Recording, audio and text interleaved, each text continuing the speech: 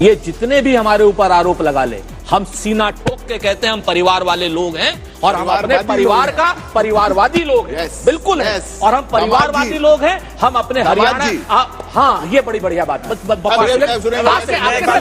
जो लोग परिवार में शादी नहीं करते उनको दामाद का पता नहीं है। एक बात। दूसरी बात दलालों की बात। पूरे हरियाणा हुल्लड़ डिबेट में आपका स्वागत है। हरियाणा चुनाव में लगातार 2 बार की सत्ताधारी बीजेपी कड़े मुकाबले में फंसी हुई है और शायद ऐसा इसलिए भी है क्योंकि प्रदेश के किसान भाई भाजपा सरकार से नाराज चल रही। लगातार तीसरी बार सरकार बनाने की जुगत में जुटी बीजेपी लोकसभा चुनाव में 5 सीटें हारने के बाद अलर्ट मोड में है। ऐसे समय में जब विपक्षी कांग्रेस का आधार सूबे में लगातार मजबूत हो रहा है, जाट और किसान नाराज बताए जा रहे हैं। जातिगत जनगणना के मुद्दे पर बीजेपी बैकफुट पर है। पार्टी के नेता भी यह बखूबी समझ रहे हैं कि जाट लैंड में जीत की हैट्रिक लगा पाना आसान नहीं होगा। चुनौतियों पर चिंतन करते हुए बीजेपी नेतृत्व जीत की उम्मीद पाले हैं, उनके भी अपने आधार होंगे। इन्हीं सारे मुद्दे पर कांग्रेस प्रवक्ता सुरेंद्र राजपूत, राजनीतिक विश्लेषक आशुतोष के साथ बीजेपी प्रवक्ता और विश्लेषक के बीच हो गई जोरदार भिड़ंत। अंत तक देखिए यह शानदार डिबेट। आइए देखते जाएगा।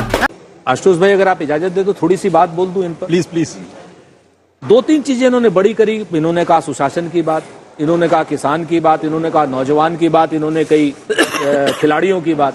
सारी चीजों में आप देखो, कंगना राणावत जी का बयान आप देख लो, जिन्होंने स्पष्ट कहा कि काले कानून वापस होने चाहिए। वो खाली ये नहीं था कि खाली उन्हीं की बात हो। उसके बाद उत्तर प्रदेश का एक बड़ा सीनियर विधायक है नंदकिशोर गुर्जर, लोनी से है विधायक, उसने कहा कंगना राणावत जी ने बिल्कुल ठीक कहा, वो तो किसान है ही नहीं, आतंकवादी है, खालिस्तानी है, पाकिस्तानी है, अच्छा कर रखा, उनको तो लठ बजने चाहिए। और कंगना जी ने क्या गलत कहा था? लाशें लटकी हुई थी। उसके बाद आप आ जाइए, यहीं पर बात नहीं खत्म हुई। मनोहर लाल खट्टर जी कह रहे हैं कि शंभू बॉर्डर पर जो बैठे हैं वो किसान नहीं है। डड्डेवाल यूनियन के डड्डेवाल साहब अपने लोगों के साथ बैठे हुए, किसानों के साथ बैठे हुए। गुरनाम सिंह चढ़ूनी वाले लोग अपने 25 यूनियन, वहां प्रेम सिंह लालड़ू वहां पर बैठे हुए हैं। वहां पर जो है क्या नाम, उग्राहा साहब की वो बैठी हुई है। लाखों किसान बैठे हुए हैं। उनको बेइज्जत करने के लिए जो भारतीय जनता पार्टी ने काम किया है, खिलाड़ियों को बेइज्जत करने के लिए जो भारतीय जनता पार्टी ने काम किया, उसके बाद आप आ जाओ नौजवान के लिए जो भारतीय जनता पार्टी ने काम किया, एक नौकरी नहीं। अब कह रहे हैं 2 लाख दे देंगे।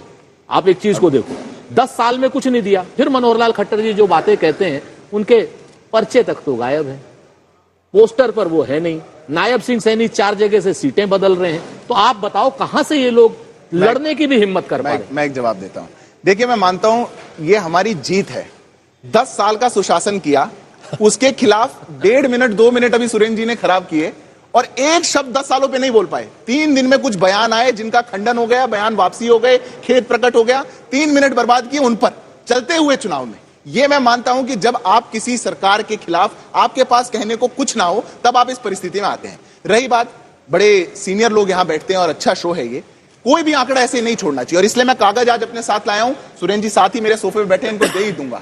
86,000 नौकरियां, सरकारी नौकरियां 10 साल में हुड्डा जी ने दी थी। 1,43,000 हमने दी।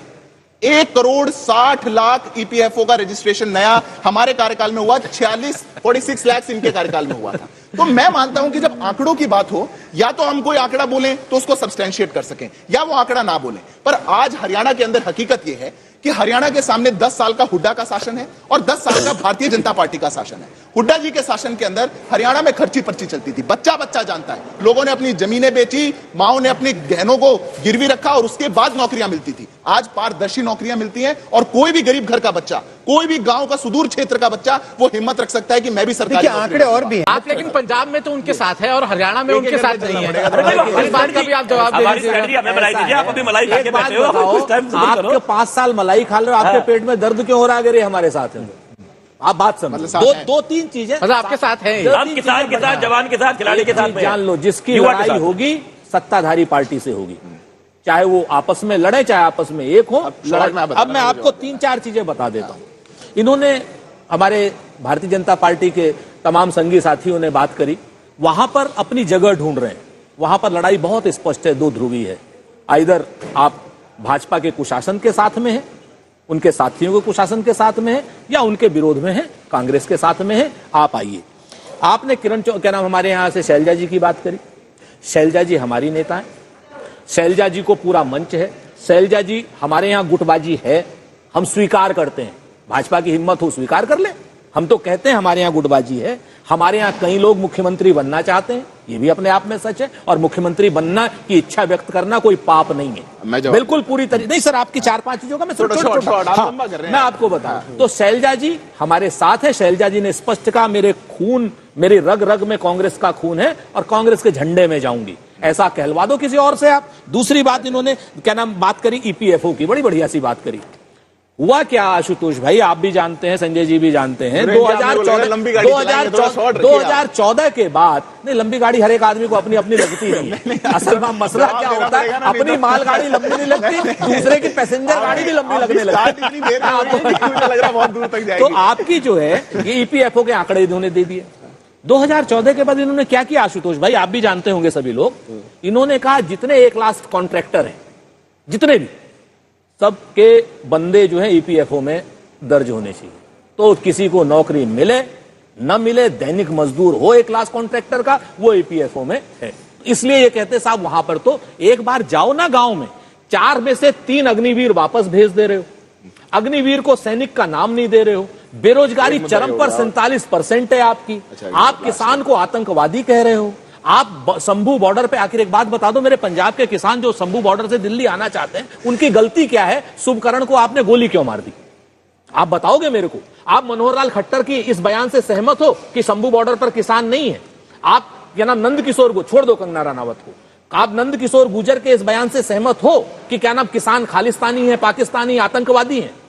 आप अगर इस बात से सहमत हो तो आप बताओ। अब मैं जवाब दे रहा हूं। सबका सबने मेरे लिए कहा, मेरे को थोड़ा सा समय दीजिएगा, संयम से सुना। नहीं सर, आप भी गाड़ी बहुत छोटी है, कार है, सुनो अभी एक्सप्रेसवे वाला अभी देख लेते। शैलजा जी के नाई कितने बालगन भैया कांटे डाल रहे हैं। अब बोल, मैं कहता हूं, अभी शैलजा जी की बात आपने कही, आपने शैलजा जी का बयान आप बताने लगे।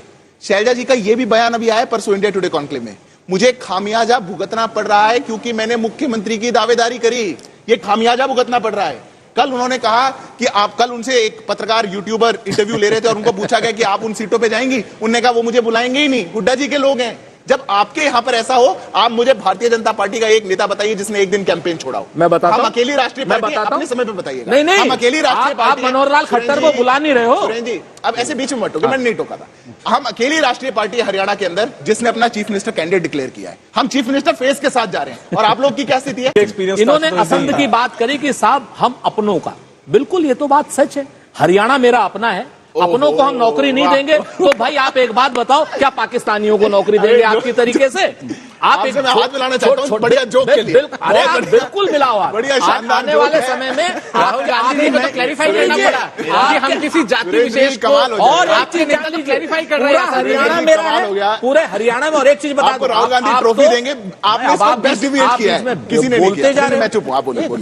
हरियाणा में आप, कोई कह रहा है आप हरियाणा के हैं, तो मैं आपको बता दूं, ये भी हरियाणा से हैं, तो मैं आपको बता दूं, मेरी ससुराल भी हरियाणा, मेरी ननिहाल भी हरियाणा, और मेरी बहन भी हरियाणा भी है, मेरा भाई भी हरियाणा। और एक चीज मैं बता दूं, और सुन, हरियाणा से संबंध है या नहीं? मेरा भी नहीं है। आशुतोष भाई, दोनों चले, छोटी सी बात कह रहा हूं, यहां पर गांव गांव, पांव पांव, नगर नगर, डगर डगर कांग्रेस पार्टी चल रही है। और ये जितने भी हमारे ऊपर आरोप लगा ले, हम सीना ठोक के कहते हैं हम परिवार वाले लोग हैं, और हम अपने परिवार का परिवारवादी लोग हैं, बिल्कुल है, और हम परिवारवादी लोग हैं, हम अपने हरियाणा। हाँ, ये बड़ी बढ़िया बात। सीएम कैंडिडेट तो बता दीजिए, आपके सीएम कैंडिडेट बता दीजिए।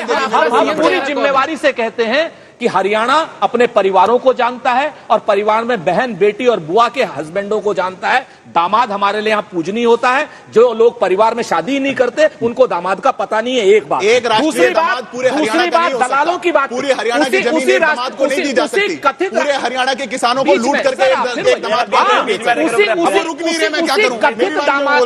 आपके दामाद को हाथ जोड़ करके माफी मांगी है मनोहर लाल खट्टर ने हाई कोर्ट में। और दूसरा, दलाल की बात आपने करी, दलाल जो है आड़तियों को कहते हैं। आशुतोष भाई, ये बताइए, आप आड़तियों को दलाल कहते हैं, और ये आड़ती जो है इनको बदला लेंगे। मेरा ये सवाल था। नहीं, मैं ये कह रहा था राजेश जी की 4 तो आप पार्टी के नुमाइंदे हैं, हम 2 हैं नॉन पार्टी वाले। तो मुझे लग रहा था कि अगर बीजेपी से ही शुरू करें, आप सत्ता में हैं, अगर मैं जवाब दे दूं? कितना अनुमान है आपको सीटों का? मैं जवाब दे दूं? 90 सीटों में से मैं सोच रहा था थोड़ा हिसाब किताब अगर कर लेते। देखिए, अब संजय जी आपका क्या अनुमान है? इनकी भी बात का वो जवाब देता हूं, अनुमान मैं अपना भी बात देता हूं। ये तो 90 बताएंगे साहब। नहीं, मैं ये तो जवाब आपको देता हूं। बताना पड़ेगा। पहले तो मैंने शिष्टाचार के नाते मैंने तो आग्रह किया था कि पत्रकारों से शुरू करें। अब सुरेंद्र जी ने बीच में आकर आपका मौका ले लिया, मेरी गलती नहीं है, तो मेरे पे गुस्सा मत उतारिएगा। अब देखिए, अब मैं इनकी बात कर। दोस्तों, लोकसभा चुनाव के बाद यह पहला चुनाव है तो एक दफा फिर से किसानों की बातें होने लगी है। किसानों पर फोकस किया जाने लगा और यह बात करना भी बहुत जरूरी हो जाता है क्योंकि देश में लगभग 46% लोग खेती किसानी पर निर्भर हैं। यानी देश की कुल जनसंख्या का तकरीबन आधा, और ये आधा फीसदी लोग होते हैं लगभग 70 करोड़।